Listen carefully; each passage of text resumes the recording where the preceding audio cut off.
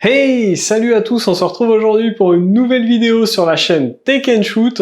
Et aujourd'hui, on va parler de ceci, le Realme GT2 Pro. Mais avant de te parler un peu plus en détail de ce Realme GT2 Pro, eh bien je t'invite à t'abonner à la chaîne, c'est hyper important, ça m'aide beaucoup. Et puis surtout, n'oublie pas de cliquer sur la petite cloche pour recevoir une notification à chaque fois que je publie une nouvelle vidéo et du coup pour ne pas les rater. Alors je vous avais fait il y a pas longtemps la vidéo du Realme GT2 qui a d'ailleurs cartonné sur la chaîne. Si vous l'avez pas vue, je vous la mettrai ici ou là, je sais jamais trop où c'est. Et donc Realme nous propose une version pro de ce Realme GT2 qui est vendu à peu près 200-250 € de plus que la version classique. Et on va voir ensemble dans cette vidéo si ça vaut le coup de l'acheter ou pas, quelles sont ses spécificités, etc. Allez, on va pas perdre de temps, on va tout de suite faire un unboxing du produit, voir son packaging, dans quoi il est livré, avec quoi, ses spécificités techniques, son design, et puis on se retrouve après pour que je vous donne mon avis dessus.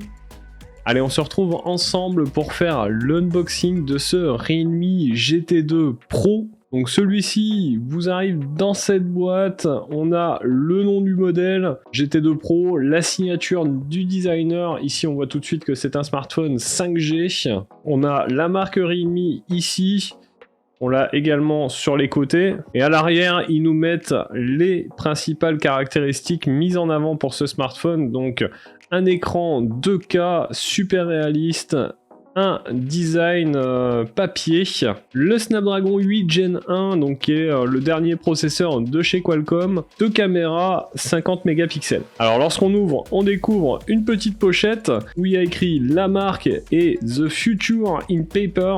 Donc le futur dans le papier. Alors dans cette pochette, on va retrouver le petit outil pour retirer le tiroir de carte SIM, un guide rapide d'utilisation avec une partie en français, et le petit livret de déclaration de conformité, etc. Ensuite, on a notre smartphone que je vais vous détailler après, bien sûr. En dessous, on retrouve une coque en silicone, mais quand même assez solide apparemment. Cette coque, elle est pas transparente, elle est mate. On a le chargeur secteur qui est un chargeur super dart, vous le voyez, puisqu'on est sur une charge à 65 watts. Je vous détaillerai ça juste après. Et un câble USB vers USB-C. Il n'y a pas d'écouteurs dans la boîte puisque les fabricants ne sont plus obligés de les mettre depuis le début de l'année. Et ils estiment que tout le monde aujourd'hui a des écouteurs. Donc c'est pour ça que vous n'en retrouverez pas dans cette boîte. Alors on va parler des dimensions de ce smartphone. On est sur un smartphone qui fait 163,2 mm de long, 74,7 mm de large et 8,18 mm d'épaisseur. On a une différence de poids du smartphone selon si on prend le noir qui va peser 199 grammes ou alors le blanc papier et le vert papier qui eux pèsent 189 grammes. Et ça c'est dû à la face arrière du téléphone. Là vous le voyez, je l'ai en blanc papier et on a effectivement cette sensation de papier un peu cartonné derrière qui est très agréable, qui est très jolie. Évidemment, on n'aura pas de traces de doigts sur ces modèles. Vous le voyez à l'arrière ici, on a la marque Realme en couleur argent, la signature du designer, les capteurs photo, on en parlera après, mais je trouve qu'ils sont très bien intégrés.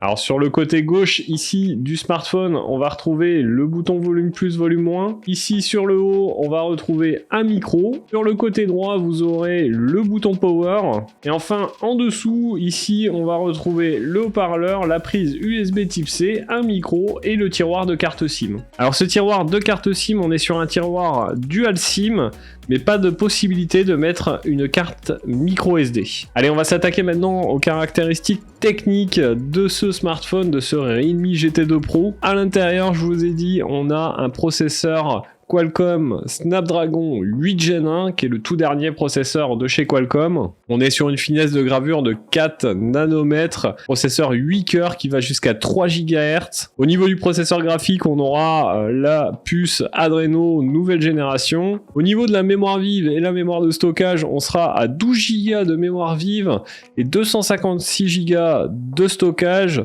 Pour la RAM, on est sur de la LPDDR5. On va parler maintenant de cet écran. On est sur un écran 2K de 6,7 pouces, donc un grand écran. On est sur du WQHD+, donc une résolution de 3216 par 1440 pixels. On a un taux de rafraîchissement adaptatif qui va de 1 à 120 Hz avec la technologie LTPO 2.0. Une fréquence d'échantillonnage tactile de 1000 MHz, donc c'est assez élevé quand même, ainsi qu'une luminosité maximale de 1400 nits, donc c'est pareil, on est très élevé à ce niveau-là. On est bien sûr sur la gamme de couleurs DCI P3 à 100%. Vous vous en doutez qu'avec un écran avec ces caractéristiques, on est sur une dalle OLED, bien sûr. Et cet écran est protégé par du Gorilla Glass Victus de chez Corning, donc la toute dernière version de protection. On va parler maintenant de la batterie. On est sur une batterie de 5000 mAh,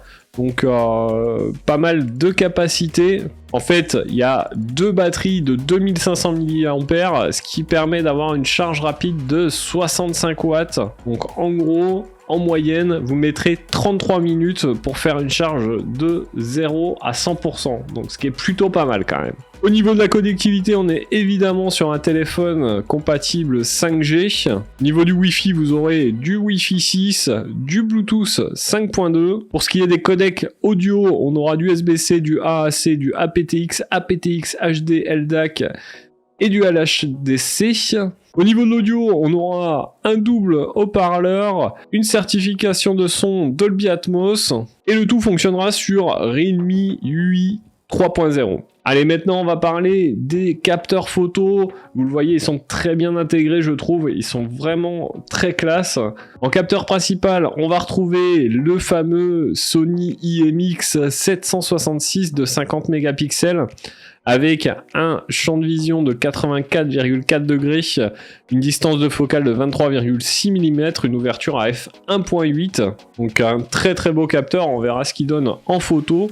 Ensuite, on va retrouver un ultra grand angle de 150 degrés, 50 mégapixels, distance de focale 15 mm, un champ de vision, je vous l'ai dit, de 150 degrés, une ouverture à f2.2. Et enfin, on va avoir un objectif micro 2.0 avec agrandissement en x40, donc un micro-capteur, on verra ce que ça donne en photo tout à l'heure. Au niveau de la vidéo, on ira jusqu'à de la 8K 24 fps, on pourra faire de la 4K en 60 fps.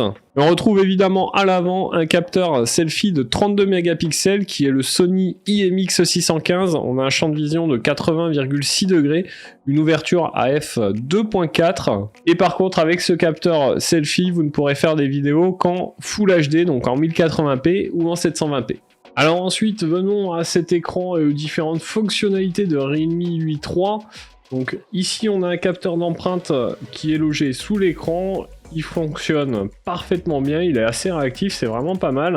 Voilà, ici, j'ai le fond d'écran de base qui est la feuille de papier, il est assez identique à la coque arrière. Bon, l'interface, un Realme UI 3, je vous l'ai déjà présenté, vous la connaissez. On va aller voir un petit peu dans les paramètres ce qu'on peut avoir sur ce téléphone. Donc évidemment, on a accès au mode sombre, sachant qu'on a une dalle OLED. Et bien si vous mettez le mode sombre, toutes les parties ici en noir sont des pixels éteints. Donc on a des noirs beaucoup plus profonds.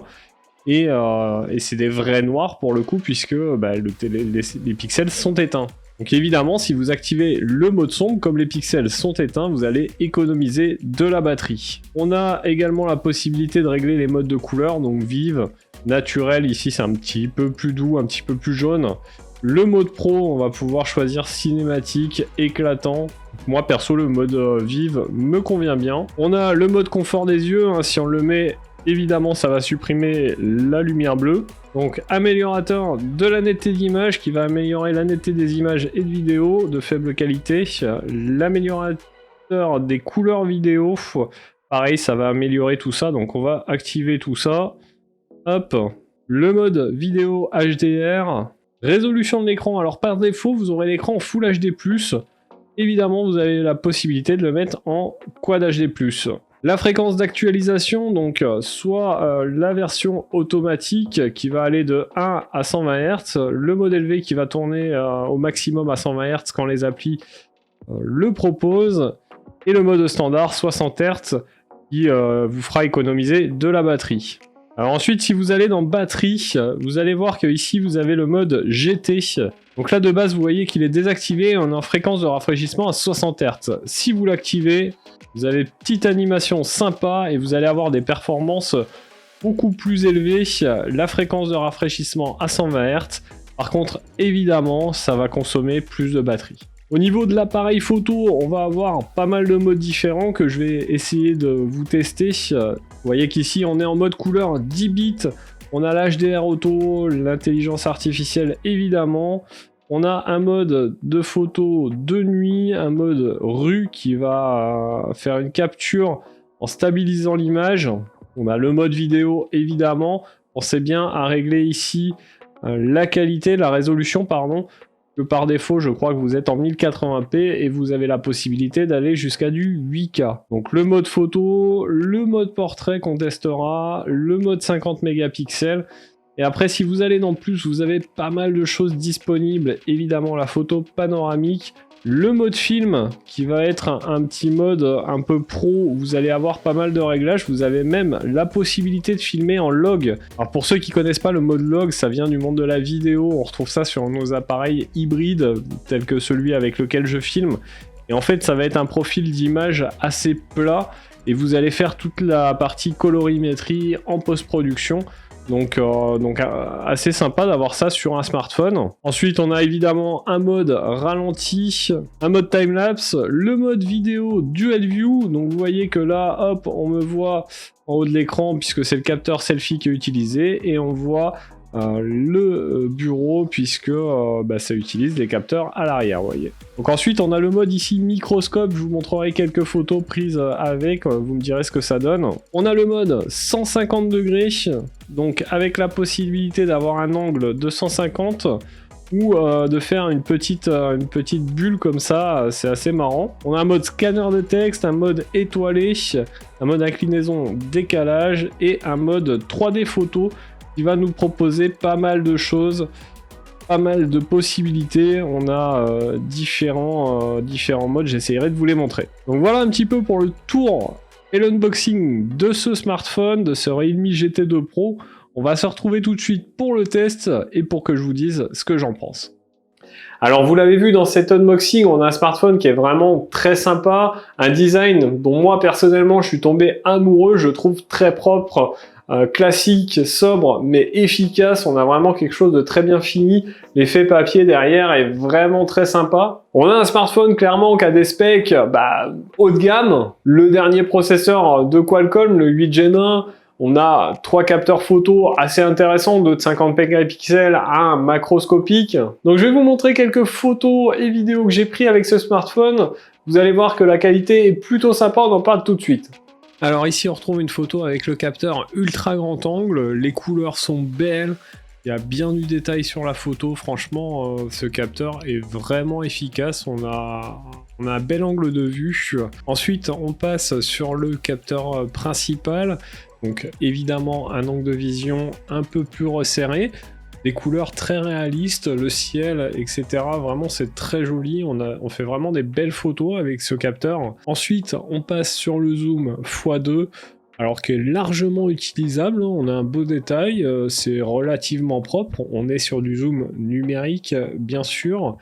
Et franchement, ça s'utilise parfaitement. Après, on va passer au zoom x5, qui est plutôt pas mal. Alors, c'est un peu moins détaillé. On a un peu plus de soucis, mais ça reste encore utilisable, je trouve. On est pas trop mal.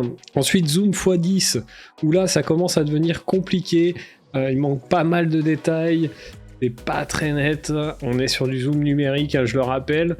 Et enfin, on va passer au zoom x20, où là, c'est complètement inutilisable, c'est pas propre, assez détaillé, très flou, bref, c'est du zoom numérique, quoi. Ici, on repasse sur l'ultra grand angle, qui est vraiment sympa, on a vraiment des belles couleurs, une belle colorimétrie, il n'y a aucune retouche sur la photo, je le précise, et c'est vraiment très très propre. Ensuite, le capteur principal, pareil, de beaux détails, les couleurs très réalistes, peut-être un poil saturé, mais franchement ça rend très très bien en photo.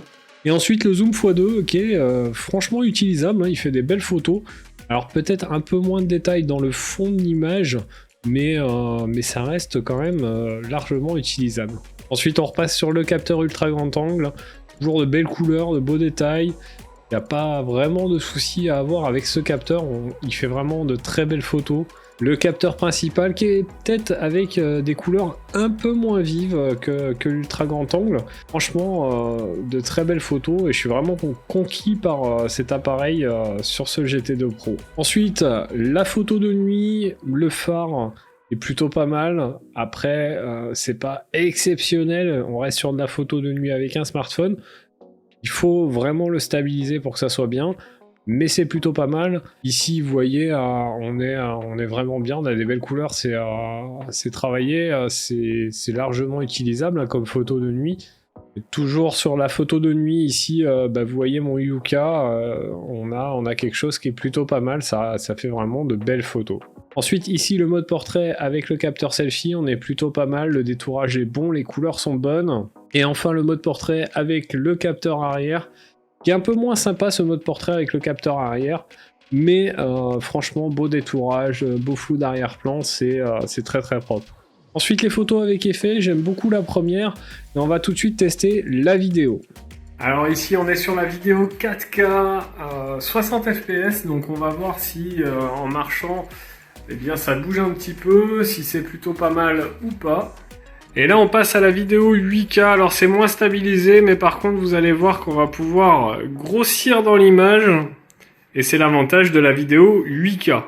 Alors là je teste la vidéo sur le capteur selfie, vous allez tout de suite me dire ce que ça donne au niveau stabilisation, si c'est plutôt pas mal ou si c'est pas terrible. Moi ça me paraît plutôt pas mal, dites-moi en commentaire ce que vous en pensez, et puis on se retrouve tout de suite pour que je vous donne mon avis sur ce smartphone.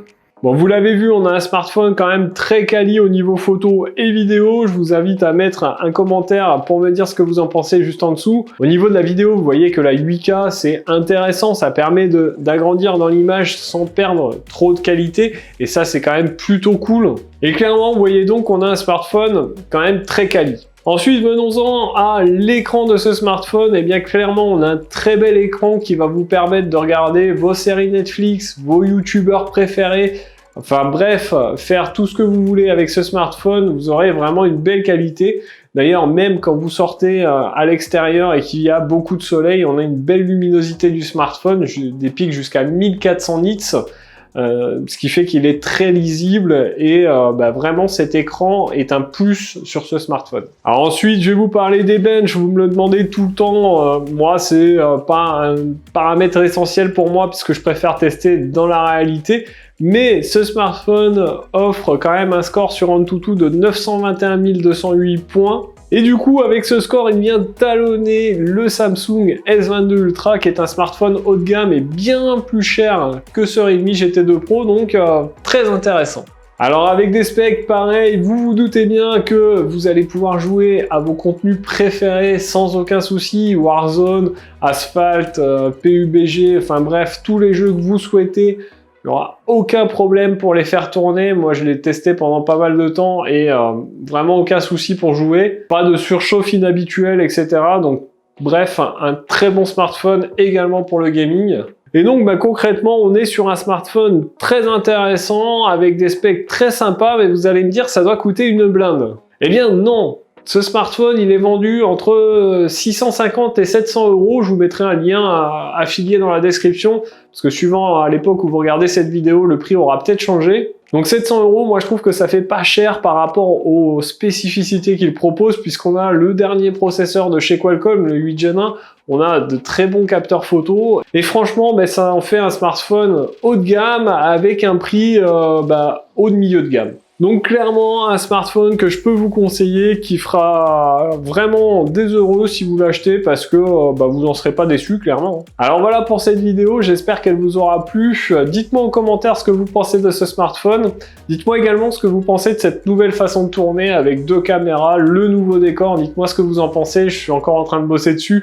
mais vous envoyez déjà une partie. Lâchez votre plus gros pouce bleu si vous avez aimé la vidéo, et puis nous, en attendant, on se retrouve dans une prochaine vidéo. Vous le savez maintenant, tous les mercredis et samedis à 18 h, ou pour du contenu gaming, le soir sur Twitch, entre 20 h et 21 h, jusqu'à plus soif.